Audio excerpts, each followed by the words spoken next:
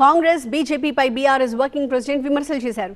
Telangana BJP నుంచి ఇద్దరు కేంద్ర మంత్రులుగా ఉన్నప్పటికీ ఒకరు సహాయ మంత్రి, ఇంకొకరు నిస్సహాయ మంత్రి అంటూ విమర్శలు చేశారు. వాళ్ళిద్దరితో రాష్ట్రానికి రూపాయి కూడా ఉపయోగం లేదన్నారు.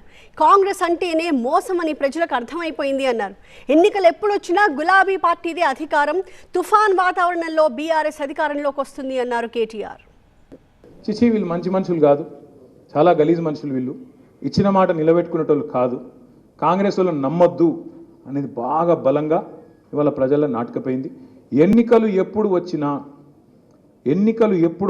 ఈ రోజు వచ్చినా ఇంకొక 6 నెలలకు వచ్చినా సంవత్సరానికి వచ్చినా నేను ముమ్మాటికి ఒక మాట చెప్తున్నా, తుఫాను వాతావరణంలో మళ్ళీ ఒక్కసారి గులాబీ జెండా ఎగురుతుంది, మళ్ళీ కేసీఆర్ గారు ముఖ్యమంత్రి అవుతారు. ఇది పక్కా, ఇది మీరు రాసి పెట్టుకోండి, ఎవరు మార్చలేరు దాన్ని. ఇక మధ్యలో సందట్లో సడేమియా అన్నట్టు బీజేపీ వాడు ఆశపడుతుంది దబ్బన.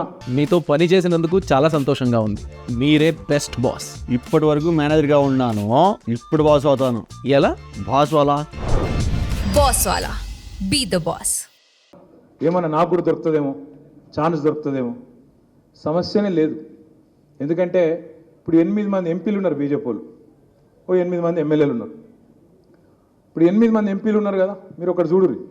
ఒక్క రోజున కాంగ్రెస్ పార్టీ మీద పోరాటం చేస్తారా? పొరపాటున కాంగ్రెస్ పార్టీని ఒక మాట అంటారా? 2 మంత్రులు ఉన్నారు, కేంద్ర మంత్రులు. ఒక ఆయననేమో సహాయ మంత్రి, ఇంకొక ఆయననేమో నిస్సహాయ మంత్రి. ఏమి కాదు, ఇద్దరితో ఊదు కాలది, పీరి లేవు. తెలంగాణకు రూపాయి తెచ్చే ముఖం లేదు. కానీ తెల్లారు లేస్తే కేసీఆర్ని తిట్టాలి, బీఆర్ఎస్ని తిట్టాలి. అరే తిట్టుడేదో కాంగ్రెస్ని తిట్టరాదురా పోయి, ఆయన గవర్నమెంట్లు ఉన్నాడంటే అది శాత కాదు.